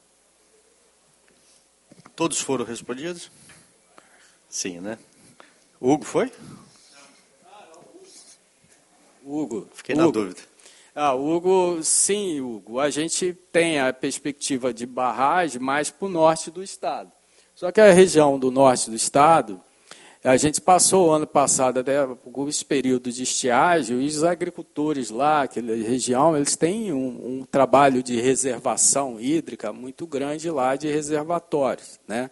Mas os projetos de infraestrutura hídrica, a gente está querendo voltá-los ali mais para a bacia do Doce, né? Principalmente as bacias Pontões, Lagoa, Barra Seca, que é onde está a maior demanda de requerentes de outorgas na AGE, e ali é um cinturão também do café Conilon, né? Que tem todo café e frutas também. Então, esses projetos de infraestrutura hídrica, a gente quer trabalhar o planejamento mais para essa região ali. Não, o projeto, quando é um projeto de barragem pública que o Estado constrói aquelas barragens, há um alinhamento entre o agricultor com a prefeitura lá, e ele acaba cedendo aquela área que vai ser inundada e vai precisar também ser área de preservação ambiental. Quando, no caso, o agricultor não tem uma resistência a ceder essa área, aí há uma desapropriação que aí o próprio município lá vai fazer. Quando é uma grande barragem, igual a barragem do Jucu, a barragem dos imigrantes, aí o Estado faz a desapropriação, né? É importante a gente levar que cada situação vai ter uma ação, né? Pode ser, algum caso, vai ter a necessidade de desapropriar ou não, né? Mas isso é um custo também e pode provocar também uma demora na execução da obra, né? Que quando tem discussão de desapropriação demora mais um pouquinho. Ok, então vou agradecer a presença de todos e todas, principalmente aí da AGE, na figura do José Roberto da Gisela Igreja. Agradecer a presença e a gente vai dar os encaminhamentos da reunião. E boa tarde a todos.